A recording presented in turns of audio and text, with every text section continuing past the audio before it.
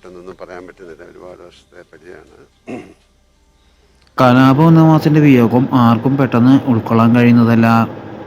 മലയാളികളുടെ പ്രിയപ്പെട്ട മിമിക്രി താരങ്ങളിൽ ഒരാൾ തന്നെയായിരുന്നു കലാഭവൻ നവാസ്. 95-ന് ശേഷം ഒരുപാട് കലാഭവൻ മിമിക്രി താരങ്ങൾ മലയാള സിനിമയിലേക്ക് അരങ്ങേറ്റം നടത്തി.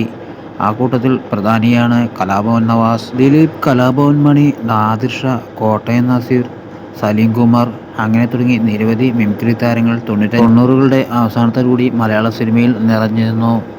ആ കൂട്ടത്തിൽ വളരെയധികം കോമഡി നമ്പറുകളുമായി എത്തിയ താരമായിരുന്നു കലാഭവൻ നവാസ്.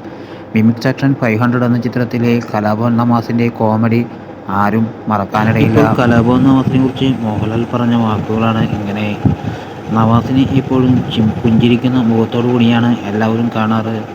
സ്വാഭാവികതയും നർമ്മവും കലർന്ന കഥാപാത്രങ്ങളെയാണ് സിനിമയിലും നവാസ് അവതരിപ്പിച്ചത്. അകാലത്തിൽ പിരിഞ്ഞ പ്രിയപ്പെട്ട സഹോദരന് വിട എന്നാണ് മോഹൻലാൽ പ്രതികരിച്ചത്.